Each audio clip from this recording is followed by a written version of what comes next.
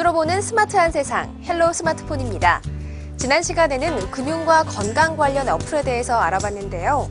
오늘은 안드로이드 폰에서의 소셜 커뮤니케이션과 교육, 관리 툴 애플리케이션을 살펴보겠습니다.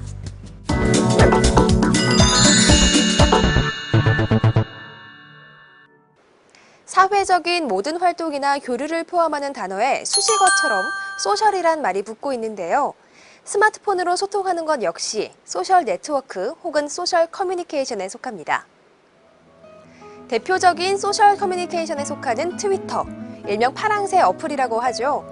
트위터 관련 애플리케이션을 살펴볼까요? 안드로이드에서 사용할 수 있는 대표적인 트위터 애플리케이션으로는 트위터의 공식 앱인 트위터와 트윗데크, 트윗캐스터, 트윗카, 플럼, 트윗드로이드가 있습니다. 먼저 트위터는 트위터에서 제공하고 있는 공식 앱으로 멘션은 물론 다이렉트 메시지까지 쉽게 보낼 수 있습니다. 또 인기 주제를 골라 다른 사람들의 이야기를 듣고 함께 이야기를 나눌 수도 있어 많은 사람들이 사용하고 있습니다. 트윗데크는 리스트와 칼럼을 많이 이용하는 유저들에게 평이 좋은데요. 페이스북부터 구글, 버즈, 포스퀘어까지 계정 등록이 가능하고요. 트위터 복수 계정을 등록해서 이용할 수 있습니다. 트윗캐스터의 경우 다른 트위터 앱들과 마찬가지로 친구들과의 대화는 물론 친구 추가, 관리가 용이하고 즐겨찾기와 리스트 관리가 쉽다는 특징이 있고요. 트윗카는 심플한 UI로 처음 사용하는 사람들이 쉽게 설정할 수 있다는 것과 상대방의 말을 리트윗할 때 자신의 말을 덧붙여 보내는 쿼트 기능을 지원하는 것이 특징입니다. 또 한 번 타이핑한 해시태그가 기억되기 때문에 이를 활용할 수 있다는 점도 장점입니다. 플럼은 안드로이드 트위터 어플 중에서 가장 강력하다고 알려졌는데요. 140자가 넘는 트위터를 타임라인에서 모두 보여주기 때문에 바로 확인이 가능하고 이미지 파일이 있을 경우 미리 보기도 가능합니다. 또한 각 트윗을 클릭하면 이전에 어떤 트윗이 오고 갔는지 바로 확인할 수 있도록 히스토리를 보여주기 때문에요. 멘션이 왔는데 무슨 내용에 대한 멘션인지 알 수 없을 때 정말 유용하게 이용할 수 있습니다. 마지막으로 트윗드로이드가 있는데요. 기본적인 대화나 친구 추가는 물론 내 주변의 트위터 사용자들을 검색할 수 있고 사용자 추천을 통해 친구를 맺을 수도 있습니다. 얼마 전 개봉했던 소셜 네트워크스라는 영화를 보셨나요? 그 영화는 소셜 네트워크 서비스의 대표 주자인 페이스북의 탄생에 대한 이야기를 하고 있는데요. 이 페이스북 또한 애플리케이션을 통해 더욱 쉽게 즐길 수 있습니다. 페이스북 앱에서는 글을 쓰고 내리는 것은 물론 이 친구 추가, 채팅, 사진 올리기 등 페이스북의 대부분의 기능을 사용할 수 있고 푸스위트는 페이스북 관리는 물론 트위터와 포스퀘어까지 등록해서 사용할 수 있는 앱입니다. 고챗 페이스북은 페이스북 친구들과 채팅을 즐길 수 있고 위젯이 있어서 더욱 편리하죠. 이외에도 페이스북 친구들끼리 무료 통화할 수 있는 보니지 앱도 유용하게 사용할 수 있습니다. 하지만 실제로 페이스북은 대부분 웹페이지에서 많이 사용하는 특성 때문인지 스마트폰에서 사용할 수 있는 페이스북 관련 앱은 생각보다는 적은 편이어서 약간 아쉬운 점입니다.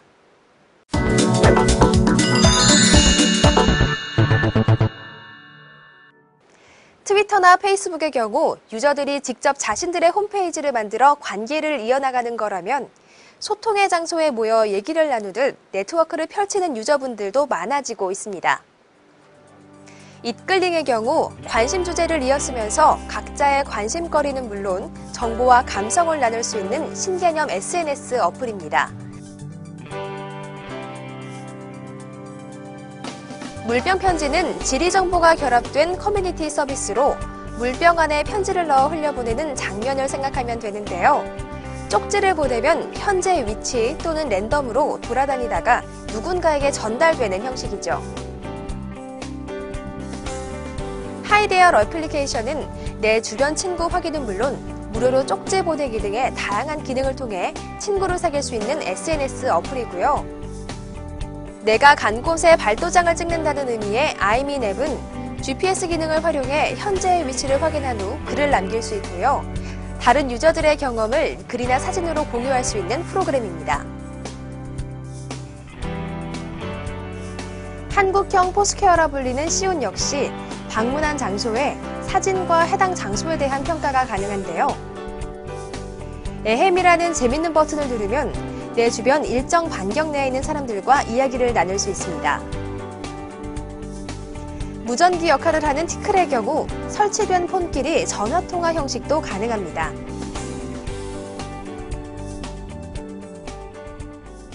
이런 형태 외에도 문자를 주고받는 형식인 메신저 역할을 하는 애플리케이션도 많이 선보이고 있는데요.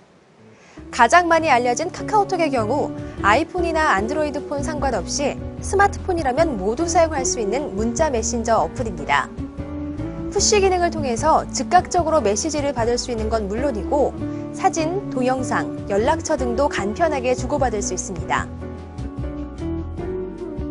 MN토크는 메신저 어플이 많아지기 전에 개발됐던 앱으로 윈도우 모바일, 안드로이드, iOS를 모두 지원하는 몇 안 되는 메신저 앱입니다.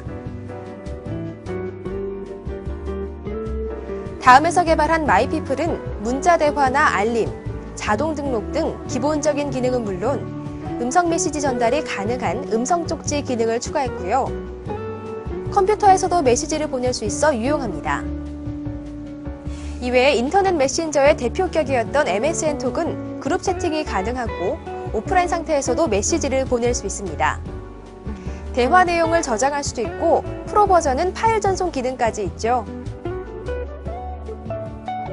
네이트온 앱의 경우 인터넷상과 똑같은 조건으로 무료 문자, 메일까지 다양하게 이용할 수 있습니다.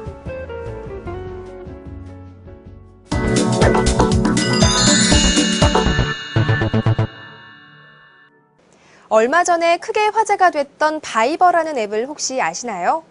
아이폰에서 사용할 수 있는 MVOIP 앱인데요. 안드로이드에서도 이와 비슷하게 무료 통화가 가능한 MVOIP 앱이 많습니다.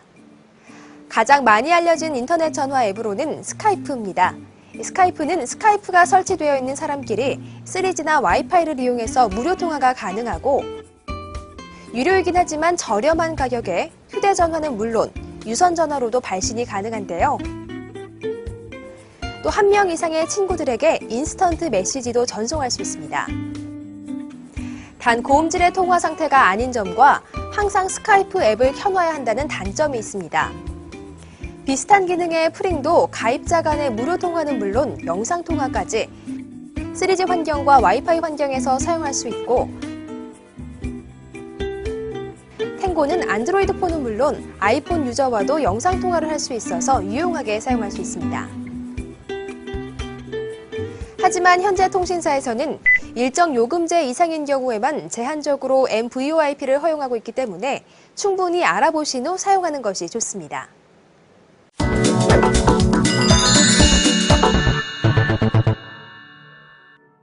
스마트폰 유저답게 능력 있는 자가 되기 위한 필수 애플리케이션, 공부하기 위한 여러 앱도 알아볼까요? 전 국민 교육 열풍의 중심인 영어 관련 앱들이 많이 보이는데요. 영어 단어를 암기할 수 있는 엔조이 부카 라이트 영어 단어와 카카 플래시카드 앱이 인기입니다. 영어 단어를 학습할 수 있고 마치 카드를 넘기는 듯한 액션으로 단어 암기뿐 아니라 단어 설명까지 영문으로 확인해 볼 수 있습니다.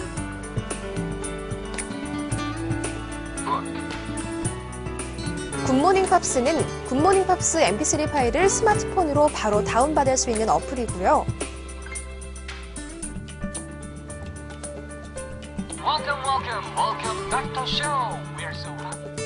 스터디 마스터 영어 한자 공부 스터디 마스터는 자신이 공부한 내용에 대한 복습을 할 수 있도록 만들어진 앱인데요. 홈페이지를 통해 자신이 공부한 내용을 문제집으로 제작할 수도 있습니다. 워드 메모리는 일어, 영어, 한자, 중국어 등 시리즈 앱으로 구성되어 있고요. 일어의 경우 3,600단어와 1,300문장 등을 지원해 앱 중에서도 많은 단어량을 보유하고 있고 각 어휘에 맞는 음성 지원도 하고 있습니다. 워드로이드 단어장 플래시카드는 플래시카드 기반으로 단어를 학습하기 때문에 재미있게 공부할 수 있고요.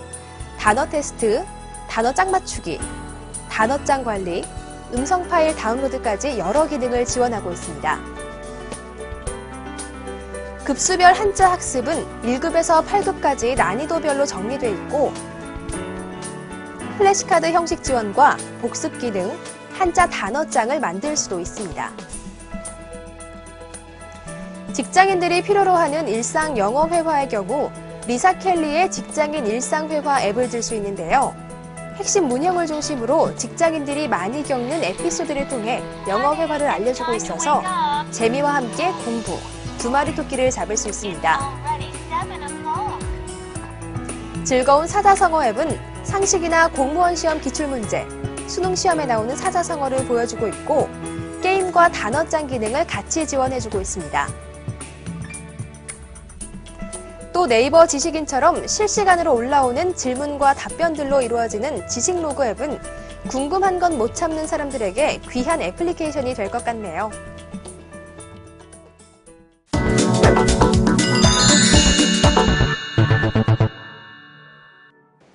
더 많은 앱이 내 폰에 담긴 만큼 정리하지 못한 메모리들도 늘어나게 되는데요.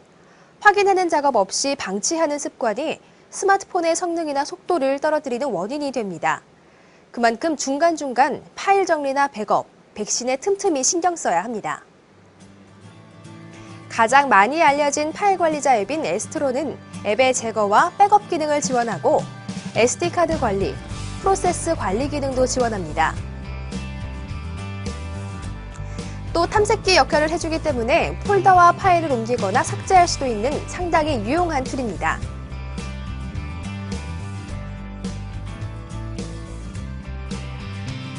이와 비슷한 기능의 ES 파일 관리자도 유용한 앱 중에 하나인데요. USB 연결 없이 무선랜을 이용해서 어디에서든 스마트폰으로 내 컴퓨터에 접속할 수 있고요. 파일을 주고받거나 각종 앱을 설치할 때 문서 작업 등을 병행할 수도 있습니다. 파일 관리자 못지않게 OS 메모리 관리 앱도 잊지 말고 신경 써야 하는 부분인데요.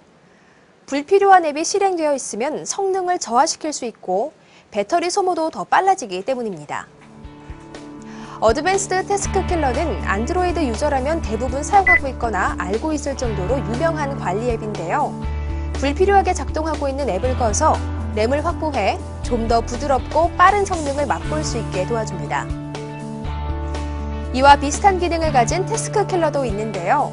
태스크 킬러는 아직 한글판이 안 나왔지만 쉬운 설명으로 이루어져 있기 때문에 어렵지 않게 앱을 관리할 수 있고 위젯을 통해 장여 메모리까지 한눈에 알 수 있어 유용하게 사용할 수 있습니다. 이외에 메모리 부스터는 태스크 관리는 물론 메모리 상태를 확인하고 정리할 수 있어서 많은 유저들에게 인기 있는 앱입니다. 또 패스트 리붓은 스마트폰에 있는 메모리를 리셋해주고 폰의 구동성을 높여주는 앱인데요. 어플을 실행시키면 1, 2초 후 배경 화면으로 자동 메모리 리셋이 되기 때문에 태스크 킬러와 비교했을 때 세팅이 간단하고 프로세스와 백그라운드까지 종료시킬 수 있다는 장점이 있습니다.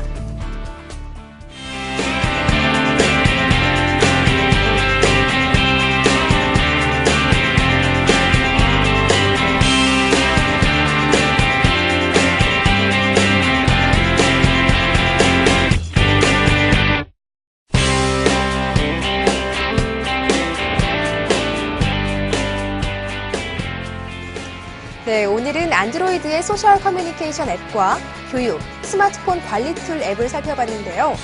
하나씩 설치해 살펴보고 자신에게 꼭 맞는 앱을 찾아 유용하게 사용하셨으면 좋겠습니다. 그럼 다음 시간에는 애플리케이션의 제왕, 아이폰의 앱들을 한가득 가지고 다시 찾아뵙겠습니다.